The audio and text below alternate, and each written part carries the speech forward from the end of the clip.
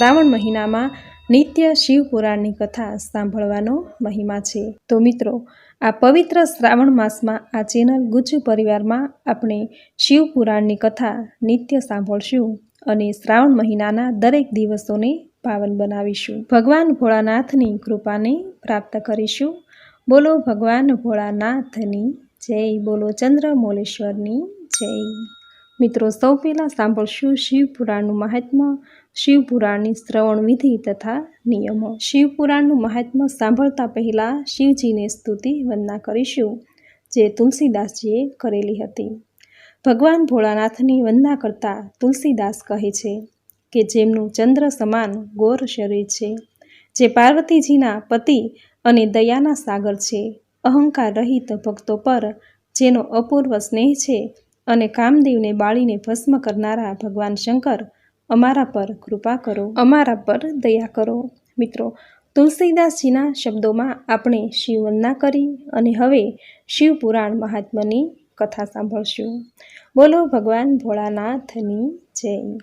એક સમયે તીર્થોમાં મહાન તીર્થ એવા પ્રયાગરાજમાં સર્વે ઋષિગણ સુતજીના મુખેથી શિવ મહાપુરાણ સાંભળવા ઋષિના આશ્રમે આવ્યા છે।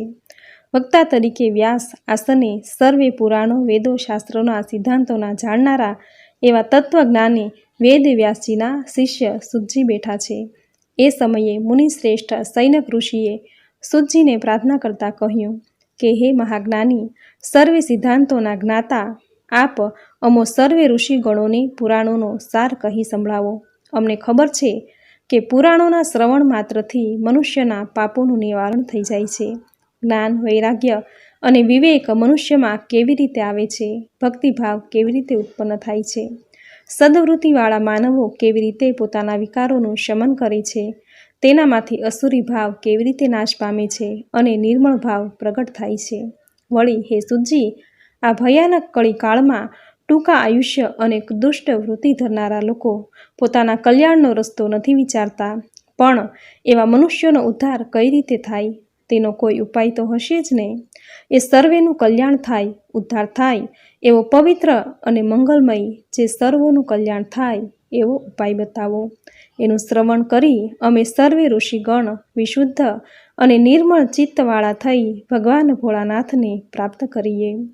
શૈનકજીનો આવો કલ્યાણકારી કરનારો, સૌથી સૌને નિર્મળ અને શુદ્ધ ચિત્તવાળો કરનારો એવો પ્રશ્ન સાંભળીને સુતજીને ખૂબ જ આનંદ થયો અને કહેવા લાગ્યા, હે મુનિ શ્રેષ્ઠો, તમારા આવા લોકહિતાર્થે પૂછાયેલા પ્રશ્નથી હું ખૂબ જ પ્રસન્ન થયો છું અને તમને ધન્યવાદ આપું છું કે હે શૈનકજી, ભગવાન ભોળાનાથમાં તમારી અપાર શ્રદ્ધા અને ભક્તિભાવ, એના તરફ તમારો પ્રેમ જ છે, તેમજ શિવકથા શ્રવણની જિજ્ઞાસા છે।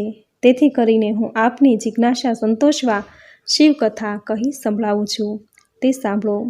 ભગવાન ભોળાનાથનું પ્રગટ અને સ્વયંભૂ સ્વરૂપ એવું આ શિવ મહાપુરાણ કળીકાળમાં ખાસ એવું માનવ ચિત્તવૃત્તિને શુદ્ધ કરવા માટેનો આ શિવ મહાપુરાણ એ જ સર્વશ્રેષ્ઠ ઉપાય છે। હે શૈનકજી, પુરાણ કથા સાંભળવાનો યોગ મનુષ્યના ભાગ્યથી થાય છે। વળી આ શિવ પુરાણ શ્રવણ કરનારને મહાન રાજસુ યજ્ઞ કરવા જેટલું પુણ્ય ફળ પ્રાપ્ત થાય છે। એટલું જ નહીં, આ શિવ મહાપુરાણ સાંભળનાર મનુષ્ય પોતે શિવરૂપ થાય છે। શૈનકજીને સંબોધન કરતા સુતજી આગળ કહે છે, હે શૈનકજી, આ કળીકાળમાં જે કોઈ મુક્તિની ઈચ્છા રાખનારા છે, તેઓએ પવિત્ર અને મુક્તિ અપાવનારા એવા આ પુરાણોનું શ્રવણ પઠન કરવું જોઈએ। વળી આ શિવ મહાપુરાણ ભગવાન શિવજીના સ્વમુખેથી પ્રગટ થયું છે, જે જગતના તમામ મનુષ્યો માટે અમૃત સમાન છે। વળી હે શૈનકજી, આ શિવ મહાપુરાણનું પઠન, પાઠન, શ્રવણ કરનાર પોતાનું તો કલ્યાણ કરે જ છે, ઉપરાંત પોતાના કુળનું પણ કલ્યાણ કરે છે। એટલા માટે જે કોઈ પોતાની મુક્તિ ઈચ્છનારે શિવ મહાપુરાણનું શ્રવણ પઠન કરવું જોઈએ। વળી આ શિવ મહાપુરાણ ભગવાન શિવજીના સ્વમુખેથી પ્રગટ થયું છે, જે જગતના તમામ મનુષ્યો માટે અમૃત સમાન છે। વળી હે શૈનકજી, આ શિવ મહાપુરાણનું પઠન, પાઠન, શ્રવણ કરનાર પોતાનું તો કલ્યાણ કરે છે, ઉપરાંત પોતાના કુળનું પણ કલ્યાણ કરે છે। એટલા માટે જે કોઈ પોતાની મુક્તિ ઈચ્છનારે શિવ મહાપુરાણનું શ્રવણ પઠન કરવું જોઈએ। આગળ જતાં સૂતજી શૌનકજીને કહે છે, આ પુરાણમાં 28,000 શ્લોકોમાં અને 7 સંહિતામાં ભગવાન મહાદેવજીના જુદા જુદા ચરિત્રોનું વર્ણન કરવામાં આવ્યું છે. એ સંહિતાઓનો હું આપ સૌનો પરિચય કરાવું તે તમે સાંભળો. પ્રથમ વિધેશ્વર સંહિતા આવે છે અને આ સંહિતામાં શિવજીની ભક્તિના અલગ અલગ રૂપો, ભગવાન ભોળાનાથની મહત્તા, પવિત્ર એવા રુદ્રાક્ષોની ઉત્પત્તિનું વર્ણન બતાવ્યું છે. બીજી સંહિતા રુદ્ર સંહિતા છે. જુદા જુદા ખંડોનું વર્ણન કરવામાં આવ્યું છે, જેવા કે ઉમાખંડ, કુમારખંડ, સૃષ્ટિખંડ, સતીખંડ તેમજ યુદ્ધખંડનું વિસ્તૃત વર્ણન કરવામાં આવ્યું છે. સવિશેષ કરીને આ સંહિતામાં શિવજીના અલૌકિક કાર્યોનું શિવ મહાપુરાણમાં શ્રદ્ધા ભક્તિ રાખનારા ભક્તોને સરળતા રહે તે માટે વર્ણન કરવામાં આવ્યું છે. ત્રીજી સતરૂપ સંહિતા. આ સતરૂપ સંહિતામાં ભગવાન શિવના જુદા જુદા અવતારોનું વર્ણન કરવામાં આવ્યું છે. તેની જુદા જુદા અવતારોની લીલાઓનું વર્ણન કરવામાં આવ્યું છે અને ભોળાનાથના મુખ્ય 10 નામોનું પણ આ સંહિતામાં વર્ણન કરવામાં આવ્યું છે. ચોથી સંહિતા કોટિરુદ્ર સંહિતા છે. આ સંહિતામાં શિવજીના નામ તથા જુદા જુદા રૂપો અને જ્યોતિર્લિંગોના વિશે જણાવવામાં આવ્યું છે. શું શું ઘટનાઓ ઘટવાના કારણે આ જ્યોતિર્લિંગની સ્થાપના થઈ અને શિવજીના કયા રૂપે નામો પડ્યા તેનું સવિસ્તાર વર્ણન કરેલું છે. પાંચમી ઉમા સંહિતા. આ ઉમા સંહિતામાં ઉમા સાથે જોડાયેલા અને દ્વીપોનું વિભિન્ન વર્ણન કરવામાં આવ્યું છે, તેમજ સૃષ્ટિ વિશેનું ચિંતન પણ કરવામાં આવ્યું છે. છઠ્ઠી કૈલાસ સંહિતા. અહીં આ સંહિતામાં શિવ શંભુનું આદિ મૂળ બીજ રૂપ વર્ણન કરેલું છે, તેમજ ઋષિગણો માટે અદ્વૈત દ્વૈત વિશેનું ચિંતન મનન સવિસ્તારથી કરેલું છે. સાતમી વાયવય સંહિતા.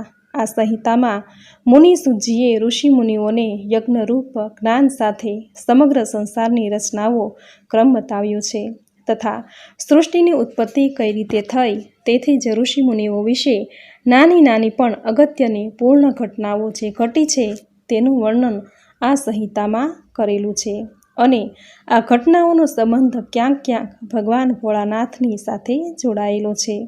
આમ આ 7 સંહિતાઓથી શોભતું આ શિવ મહાપુરાણ તમામ ભક્તો કે જેઓને શિવ મહાપુરાણ તરફ ભક્તિભાવ છે તે બધા જ ભક્તોના મન મનોરથો તેમજ માનસિક શારીરિક તેમજ આધ્યાત્મિક દુઃખો દૂર કરનારું છે અને સંકટ સમયે શાંત રહી સંકટોનો સામનો કરવાની શક્તિ મળે છે.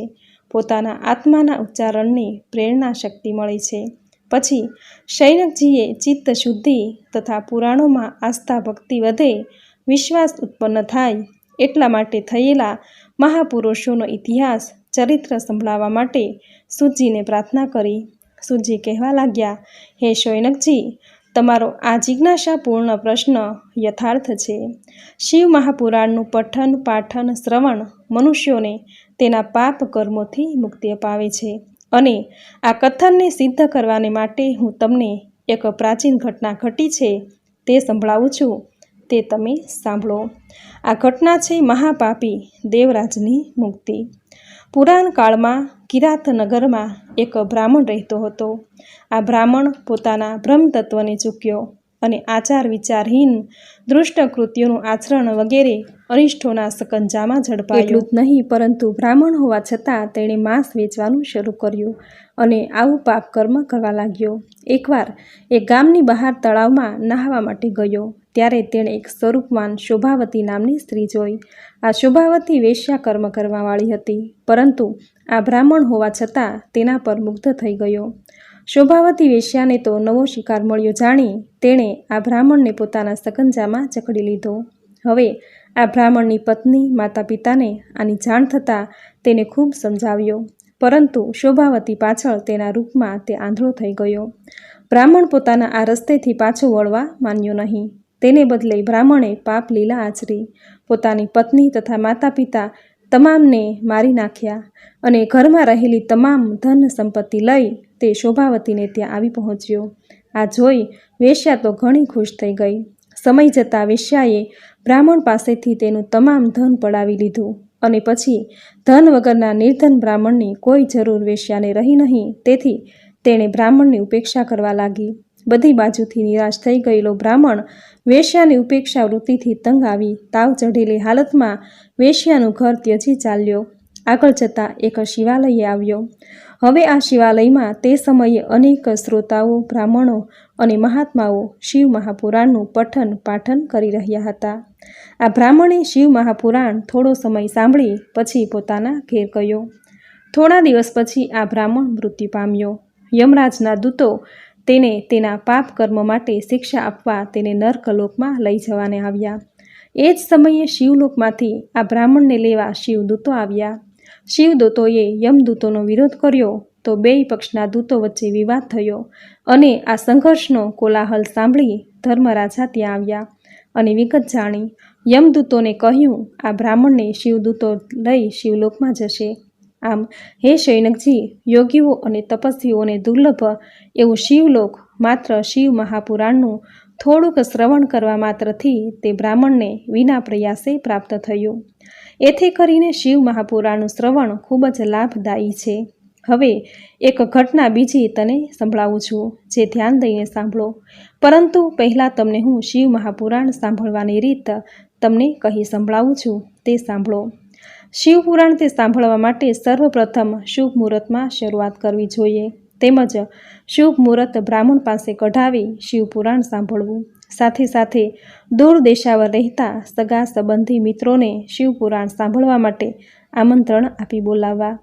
નજીક રહેતા મિત્રો સગા વહાલાને પણ આમંત્રણ આપી બોલાવવા. શિવપુરાણ સાંભળવા માટેનું સ્થળ ક્યાં તો શિવાલય અથવા તો પોતાનું ઘર હોય. કથા સ્થળને સાફસૂફ કરી જળનો છંટકાવ કરી અને જુદા જુદા ચિત્રોથી તથા કેળ, પાન, ચાકડા, ચંદરવાથી સજાવટ કરી મંડપની શોભા વધારવી જોઈએ. શિવપુરાણ સાંભળનારા વક્તાનું સ્થાન ઊંચે હોય એટલે તેના માટે વ્યાસપીઠ બનાવવી જોઈએ. શિવપુરાણ વાંચનારા વક્તા પૂર્વ તરફ અને સાંભળનારા શ્રોતાઓ ઉત્તર દિશા તરફ મુખ રાખીને બેસવું જોઈએ. સાંભળનારા શ્રોતાઓએ શિવપુરાણ સાંભળનારા વક્તા ઉપર પૂર્ણ શ્રદ્ધા હોવી જોઈએ. તેમજ કથા વાંચન દરમિયાન સંયમ નિયમોનું ધ્યાન રાખી મનને શાંત રાખી શ્રવણ કરવું જોઈએ. બ્રાહ્મણે રોજ સૂર્યોદયથી 3:30 પ્રહર સુધી કથાનું પ્રવચન કરવું. ત્યારબાદ ભજન, કીર્તન, આરતી, સ્તુતિ કરી કથાને વિરામ આપવો. કથા વિના વિઘ્ને પૂર્ણ થાય એ માટે ભગવાન ગણપતિનું સ્થાપન પૂજન કરવું. કથાની સાથે સાથે 5 વિદ્યવાન બ્રાહ્મણોને નિમિ તેઓ પંચાક્ષર શિવ મંત્રનો સતત જાપ કરતા રહે. આમ તમામ પૂજન પૂર્ણ થયે બ્રાહ્મણોને અન્નદાન, વસ્ત્રોનું દાન કરી સંતોષવા જોઈએ. હવે હું તમને શિવ ભક્તિથી તથા પ્રસાદથી કેવા કષ્ટ પડે છે એ માટે તમને એક કથા સંભળાવું છું, તે ધ્યાન દઈને સાંભળો. આ કથા છે વ્યભિચારી પતિ પત્ની બિદુંગ અને ચંચુલાની. સુતજી બોલ્યા, શૈનકજી, હવે હું તમને બીજી કથા સંભળાવું છું, તે સાંભળો. સમુદ્ર કિનારે આવેલા બાષ્કલ નામના ગામમાં બ્રાહ્મણો રહેતા હતા. આ તમામ બ્રાહ્મણો ખેતી કરતા, પરંતુ ધર્મમાં પુરાણોમાં માનતા નહીં. ધર્માભિભૂખ રહેતા.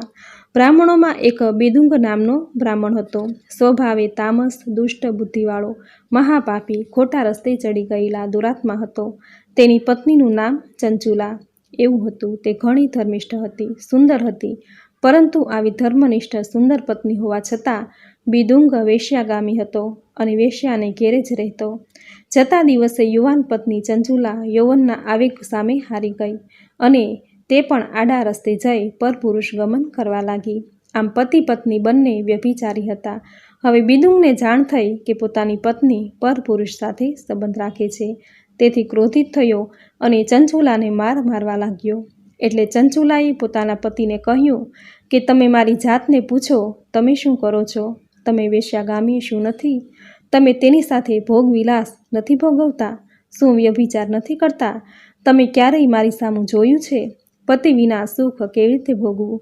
હું પણ માનવી જ છું, કેમ કરીને રહું?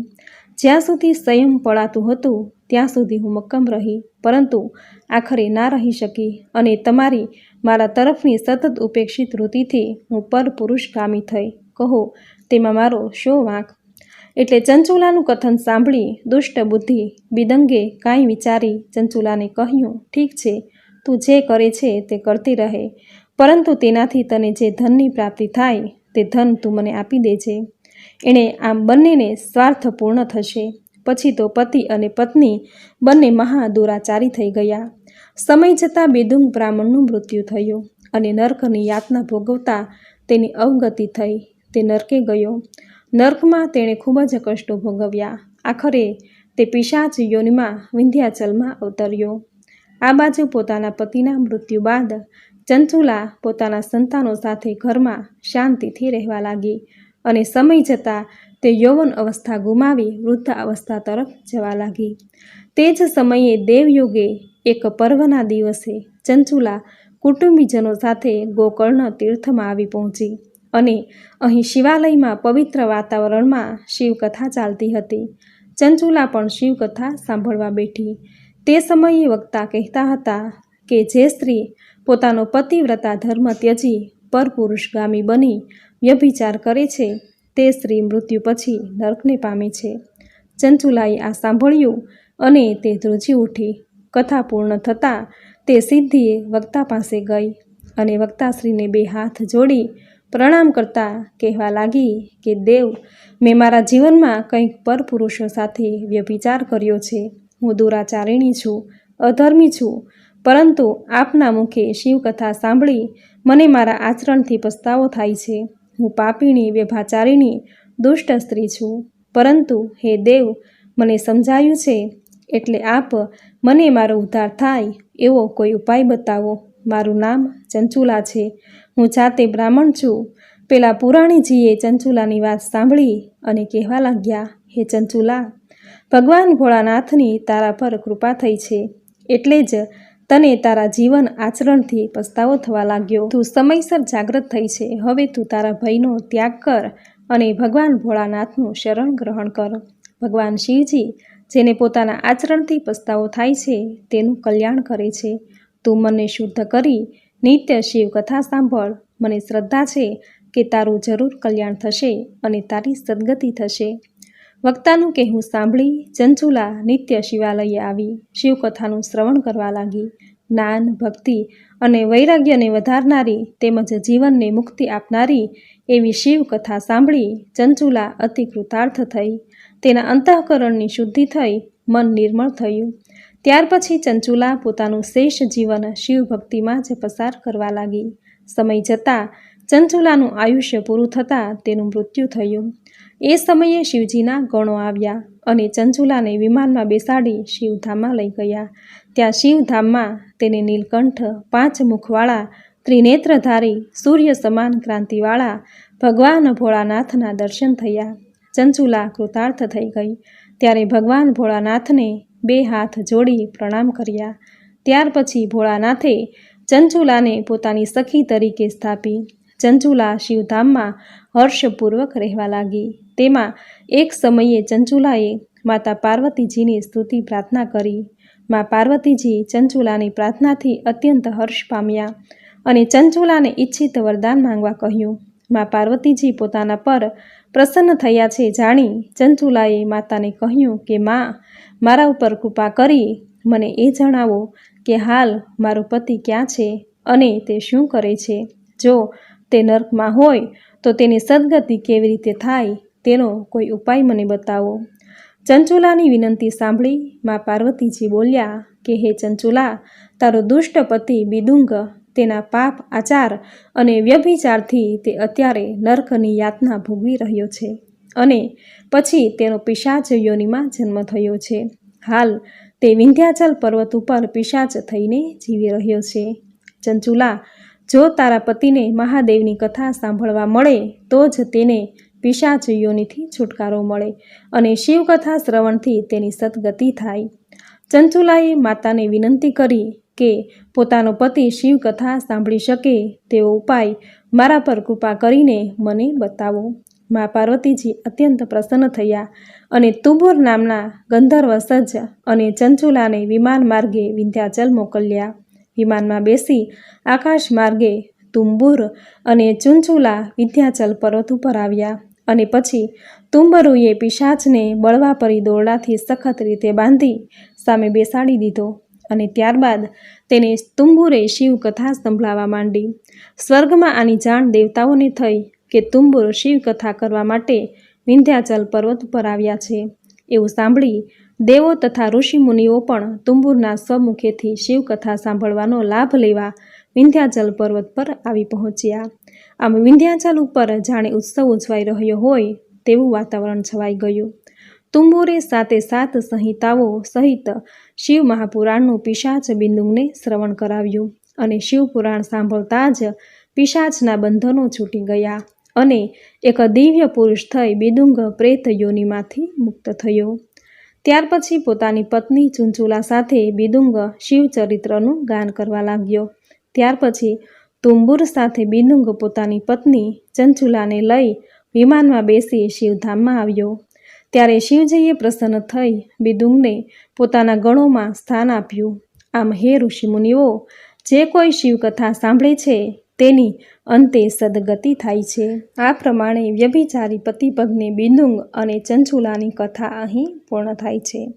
હવે સાંભળશું શિવપુરાણની શ્રવણ વિધિ તથા નિયમો.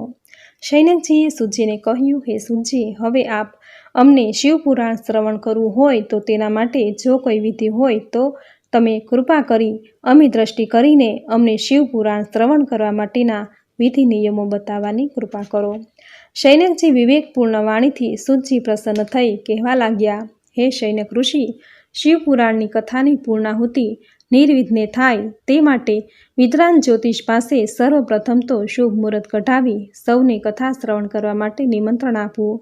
ત્યાર પછી કથાનું સ્થળ ક્યાં તો શિવાલય કે કોઈ તીર્થ સ્નાન અથવા તો વનમાં પવિત્ર સ્થળ કે પછી પોતાના ઘરે આવી 4 સ્થળોમાંથી કોઈ એક સ્થળની પસંદગી કરવી. કથા સ્થળને પવિત્ર કરી શણગાર કરવો, કેળના પાનથી મંડપને સજાવવો, આંકડા ચંદરવા લગાવવા તેમજ ફળ ફૂલથી મંડપના શણગારમાં વિશેષતા લાવવા, મંડપની ઉપર ચારેય તરફ ધજા પતાકા બાંધવા. જો કોઈ વક્તા હોય તેના માટે ઊંચા આસનવાળી વ્યાસપીઠ બનાવવી, ભગવાન ભોળાનાથના આસનની વ્યવસ્થા કરવી. વક્તાએ અધ્યાય પૂર્ણ થાય નહીં ત્યાં સુધી કોઈને નમસ્કાર કરવા નહીં. કથાકાર એવો પસંદ કરવો કે જે મન કર્મ વચનથી શુદ્ધ હોય, દયા ભાવનાવાળો હોય, પવિત્ર બ્રાહ્મણ હોય અને વાણી વિવેક જાળવી કથા કરતો હોય. કથા સવારે સૂર્યોદયથી 3:30 પ્રહર સુધી કરવી. મધ્યાહન સમયે શ્રોતાઓને કથાને વિરામ આપી ભોજન ઇત્યાદિ કાર્યો માટે છૂટ આપવી. કથા દરમિયાન કોઈ વિઘ્ન આવે નહીં તે માટે વિઘ્નનાશક ગણપતિનું સ્થાપન કરવું તથા તમામ દેવતાઓનું તથા ભોળાનાથનું શિવપુરાણ પોથીનું પૂજન અર્ચન કરવું. પછી સર્વે દેવો તથા શિવજીની સ્તુતિ કરી વક્તાનું યથોપચાર પૂજન કરવું. આ વિધિ નિયમ પ્રમાણે શિવકથા પારાયણનું આયોજન કરવું. બોલો ભગવાન ભોળાનાથની જય. તો મિત્રો, આપણે સાંભળ્યું શિવ મહાપુરાણ સાંભળવાનું મહાત્મ્ય અને શિવપુરાણની શ્રવણ વિધિ તથા નિયમો, જે તમે પૂરી શ્રદ્ધાથી અંત સુધી સાંભળ્યા. ભગવાન ભોળાનાથની કૃપા તમને જરૂર પ્રાપ્ત થશે. ભગવાન મહાદેવ તો અત્યંત ભોળા છે. તેના ભક્તોને શિવ મહાપુરાણનું થોડુંક શ્રવણ કરવા માત્રથી જ પ્રસન્ન થઈ જાય છે. તેના ભક્તોના પાપ રોગ દોષ માફ કરી દે છે. આવું મહાત્મ્ય છે શ્રાવણ માસમાં શિવપુરાણની કથા સાંભળવાનું, જે સાંભળવા માત્રથી જ પાપનો નાશ થઈ પુણ્યની પ્રાપ્તિ થાય છે. સાંભળનારની દરેક મનોકામના પૂર્ણ થાય છે. તો મિત્રો, નિત્ય મહાશિવપુરાણ સાંભળવા ચેનલને જો તમે સબસ્ક્રાઈબ ન કરી હોય તો અત્યારે જ કરી દેજો. બાજુમાં બેલ આઇકન પ્રેસ કરી દેજો. શિવપુરાણ સાંભળવાનું મહાત્મ્યની કથા જો તમને પસંદ આવી હોય તો વિડીયોને લાઇક કરી કોમેન્ટમાં જય ભોળાનાથ હર હર મહાદેવ જરૂર લખજો. ચેનલ પર નવા છો તો ચેનલ સબસ્ક્રાઈબ કરી બાજુમાં બેલ આઇકન પ્રેસ કરી દેજો, જેથી આપણા આવતા દરેક નવા વિડીયોની નોટિફિકેશન તમને મળતી રહે. તો ફરી મળીશું આવી જ નવી ધાર્મિક માહિતી, નવી ધાર્મિક કથા સાથે. ત્યાં સુધી આપ સૌને મારા જય શ્રી કૃષ્ણ.